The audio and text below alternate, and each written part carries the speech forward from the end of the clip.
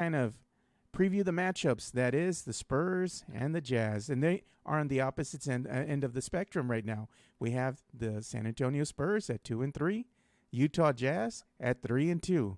Noah, what can you tell us about the matchups tonight? What should we be looking for? Yeah, so I think with this Jazz matchup, the Spurs actually match up pretty favorably with them. They've got a lot of good wing defenders. For example, they've got Keldon Johnson, DeJounte Murray, Lonnie Walker. I know Derek White's going to be out, so that probably means Devin Vassell's going to be in. And I think that's going to be really useful for a team that gets most of its points from a Mike Conley, Donovan Mitchell, Bogdan Bogdanovich, I believe. So I think I have the right Bogdanovich there.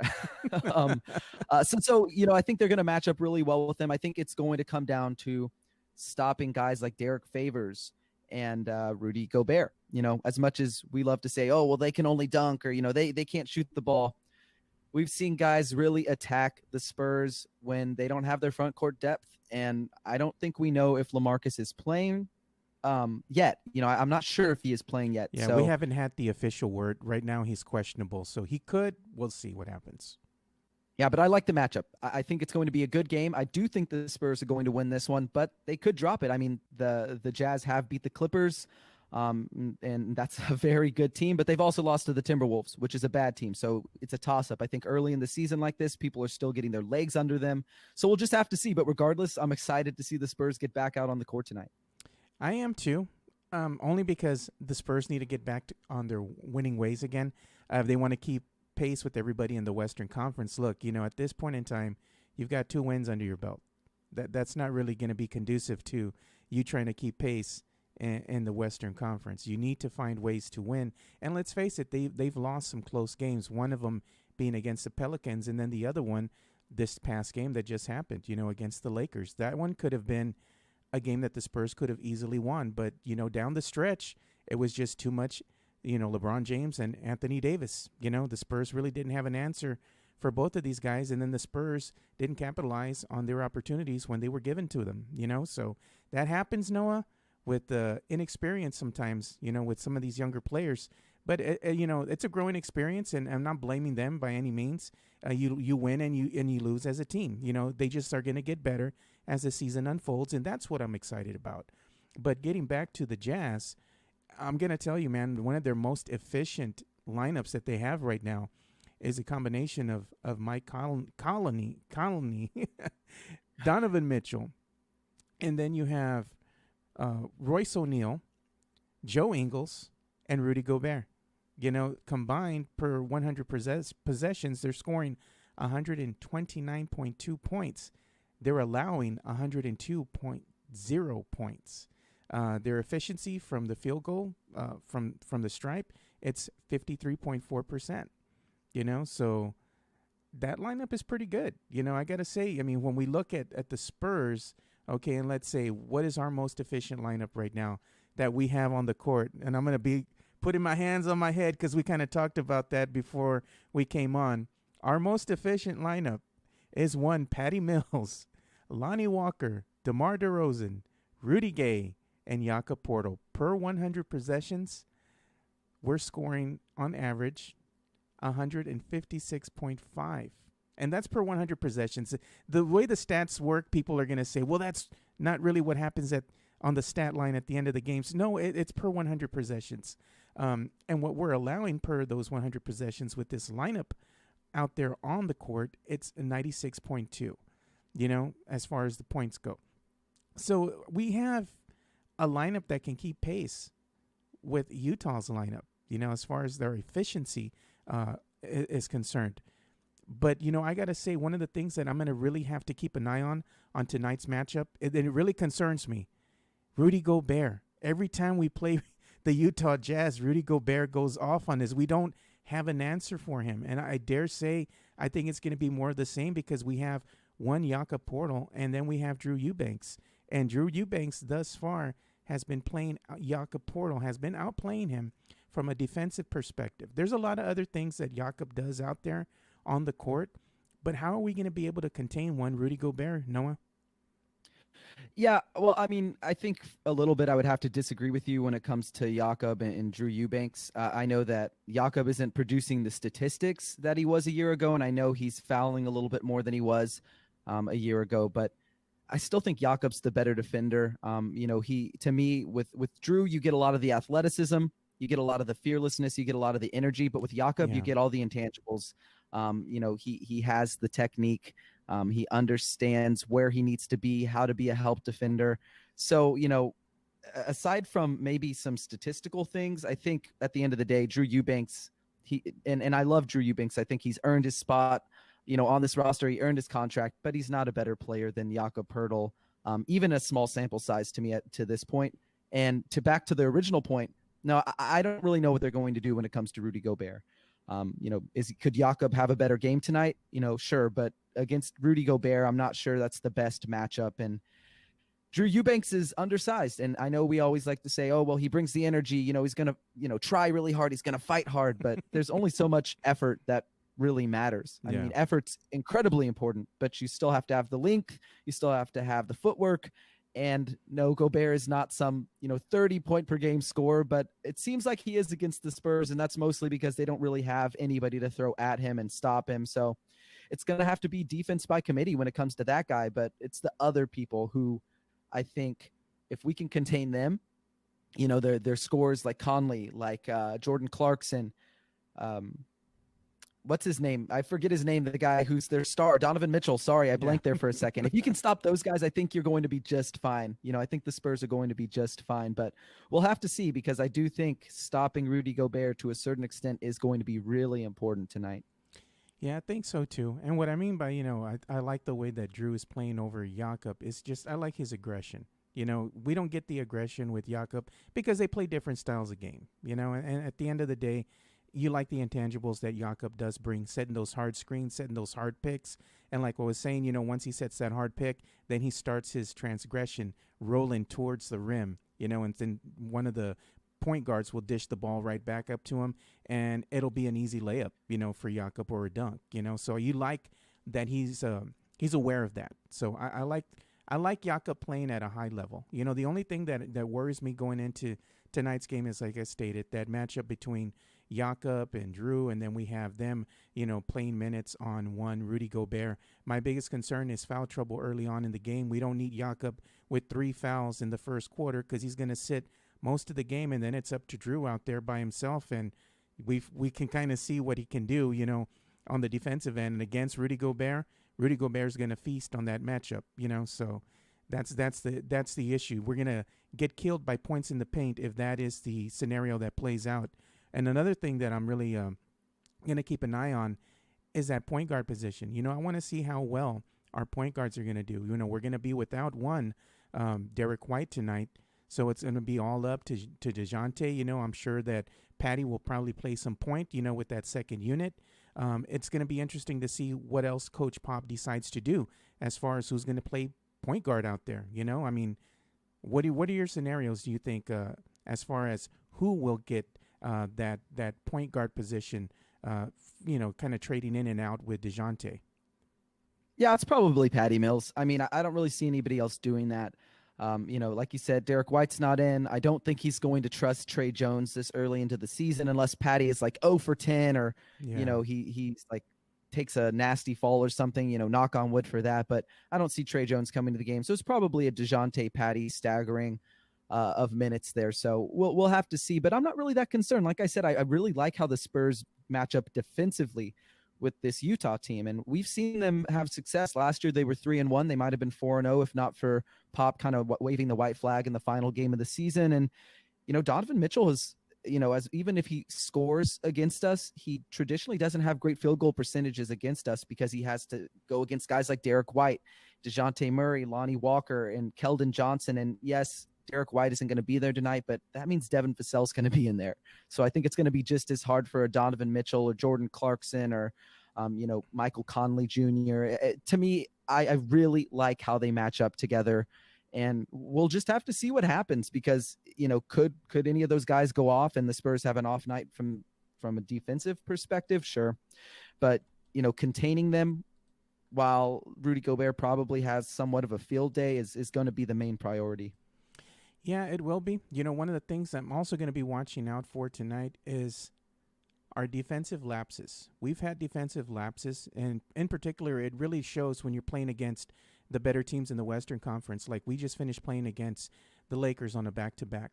And when you make mistakes against the defending world champs, they are going to make you pay. And one of the things that kind of LeBron James exploited about the Spurs defense is their inability to effectively communicate what's happening or what's transpiring on the court. And what I mean by that is there were several instances of LeBron just lobbing passes down the opposite end of the court, and one of the Lakers, players getting free and catching the ball and just having an easy layup or an easy dunk.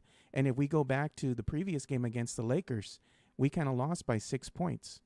And if you look to see what actually happened in those defensive breakdowns, if we could get those plays back, the game could have been a lot closer. But it's little mistakes like that at the end of the day, you look at the stat sheet and you're like, well, we made these mistakes on the defensive end. If we could have gotten those plays back and cleaned that up, the game could have been closer. It's always the would have, should have, could have. But at the end of the day, they need to get better defensively. How are they going to be able to do that, Noah? I mean, how are they going to be able to communicate? Yeah, so I think a lot of it has to do with them being a pretty young team. And then aside from them being young and somewhat unfamiliar with each other in terms of like DeJounte playing with a different lineup than he's used to, you've also got vets who really aren't great defenders. DeMar DeRozan is historically a negative defender. Same goes for Rudy Gay. Same goes for Patty Mills. So I think it's hard to have that mix of players, guys who are defensive-minded, offensive-minded, and not always necessarily the best communicators. Like I think DeJounte Murray is a really excellent leader on the defensive end. He gets guys into position, but when he's not on the floor and Derek White's not on the floor, who's that leader? Is it Jakob Poeltl? I think he can do that a little bit, but we don't always see these guys in tandem. So you're going to have some breakdowns. And then when you play someone like LeBron, I mean, it's LeBron, Kevin Love, Nikola Jokic, probably LaMelo Ball a little bit now, who's in the league. Those are guys who can throw those full court outlet passes, to their teammates who are leaking out. And it's going to happen every once in a while, but they've got to figure out. I mean, if you get beat once or twice, cool.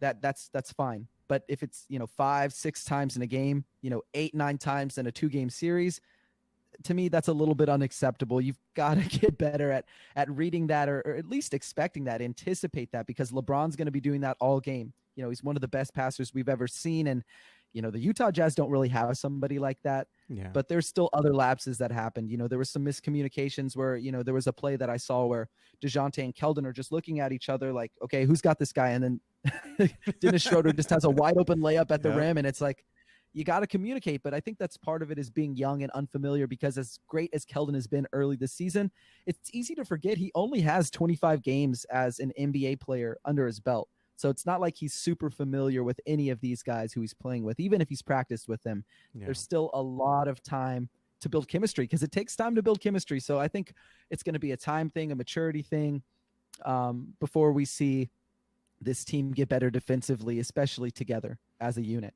Yeah, I have to agree. That's one of the things that we've kind of harped about with Spurs fans since the beginning of the season. Be patient with this team. It's a work in progress, and you're going to want the youth movement. It's in, full effect right now. But with that comes the inexperience, and they're only going to get better as they play more games, and get that cohesiveness built in with one another. One of the things I'd like to point out with both the Utah Jazz and the San Antonio Spurs is the Utah Jazz, as far as their pace goes, they're 29th out of 30 teams in the NBA. The Spurs, however, their pace is 9th out of 30 teams in the NBA. So what does that tell us right now? The Spurs play a faster game. And that's, I think, what's going to help them tonight if they want to get the win over the Utah Jazz, is that they got to force the issue. They got to keep their foot on the gas and really keep going at the Utah Jazz, because what the Jazz are doing right now is they're not a really good team in the open court. While they have some players that can be explosive, they're really a half-court set, So when they get into their half-court sets, they're going to be methodical. They're going to run clock, They're going to look for the best shot possible. And that's, I think, at times where the Spurs can get into trouble because the game slows down and because of those miscues on the defensive end. But if they can clean those things up and just, like I said, just keep going at the Utah Jazz and use that speed and athleticism that the Spurs have, this game could really get away from the Jazz, and the Spurs could build a healthy league. But it's going to take all hands on deck. One of the things that I'd like to point out, too, is the defensive rating of the Utah Jazz. They're 14th out of 30 teams in the NBA.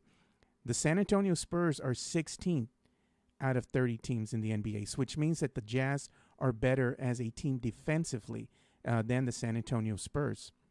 Their offensive rating right now for the San Antonio Spurs, they're at 17 out of 30 teams in the NBA. And the Utah Jazz, their offensive rating, 12th out of 30 teams in the NBA. So there's some things there that the Jazz play a little bit better as far as what they bring to the game than the San Antonio Spurs. So either way, if this is going to be a highly contested matchup, it's going to be a battle of wills. Who wants this game more? The Spurs need a win, Noah. And just based on what I've told you right now, what do you expect you're going to see tonight? Do you think that the Spurs are going to get back on their winning ways? I predicted that they were going to win this game in my 10-game preview series, but it's a toss-up because for me, you have Bogdanovic and Mitchell who have shot under 40% all season long. They're bound to get on track. And to me, without LaMarcus Aldridge, without Derek White, even with other really solid defenders, it's very possible that, they turn it on. And then you also have Rudy Gobert punishing you for not having somebody to defend him. And it could get out of hand. But I think you're absolutely right. The Spurs need to do the best of running in transition, really punishing the other team for not being able to stop them on fast breaks. And we'll see if they can do that. I'm not sure they're going to be able to do that because to me, this still looks, and very understandably so, like a work in progress. This is not a finished product. We don't have everybody healthy. We don't know what the rotations are going to look like on a nightly basis. But, one thing that I think is going to be really important for this team going forward, and not even, not just going forward, but also tonight is, yes, Rudy Gay and Patty Mills, they've been part of the most efficient lineups, but I'd also like to bet it's a relatively small sample size. And they're also playing mostly against backups. And when the Spurs are able to run in transition with the young guys, they can create mismatches. They can create scoring opportunities. But I worry, like you said, the half-court offense, not great. And much like in playoff basketball, when it comes down to the end of a game, when it's, crunch time and it's close, teams are going to force you to slow the game down. And then in that situation, maybe DeMar DeRozan is your only option. Whereas you got a team like the Jazz who have Bogdanovic, who have, Mitchell, who have Conley, three guys who can definitely get their own bucket. They don't need any help. You can run an ISO for them. Who do the Spurs have outside of DeMar DeRozan, really? I mean, I don't really see them. So I think that's another reason they struggle. And especially without LaMarcus, I know we give him a lot of hate. And yes, he hasn't been good to start the season, but he could be helpful. And if he's not in there tonight, I could see the Spurs struggling, especially when it comes down to the end of a game or the fourth quarter. I'd love to be optimistic and say the Spurs by a landslide. That would be the dream scenario, right? Like Spurs by a landslide, but I think it's going to be a close one, but I think the Spurs can pull it out if they can execute and they've learned from this Lakers matchup, which, by the way, they played the defending world champions back-to-back, and they didn't necessarily get blown out in that first game, but overall they held their own, I think. So with the Jazz, I think there's a good possibility. This is a good game. The Spurs pull it out, but if not, it's not the end of the world. We're only 6 games into the season. So, just we'll have to be patient, just like with the young guys, got to be patient with this team. Yeah. One of the things I'd like to point out, too, that I've observed through these first 5 games here is Rudy Gay. And that kind of concerns me a little bit, is that Coach Pop has played Rudy Gay a ton of minutes. Rudy Gay's getting a ton of touches, but he's not very efficient from the offensive end. While he's able to put up points, he's not a very good shooter from beyond the arc. His field goal shooting percentage isn't great. If you look at the stat line that's being produced, it doesn't look very good, so you're giving a guy a ton of touches who's not a very good offensive player, and that kind of concerns me because I'd rather see those touches go to one Devin Vassell, one of the younger players. I understand the logic behind going with Rudy Gay, a seasoned vet, And one of the reasons that Coach Pop, I think, goes with him so often is his ability to play defense. We saw him play defense in close games, specifically against the Lakers, where he just said, you know what, LeBron, you're not getting an easy layup. I'm going to clamp down on you. And he actually put his hands on the ball, and he didn't let LeBron get to the rim with ease, So there are plays that Rudy Gay really shines at, I think, from a defensive perspective, where he is this seasoned vet and he doesn't make a lot of mistakes out there.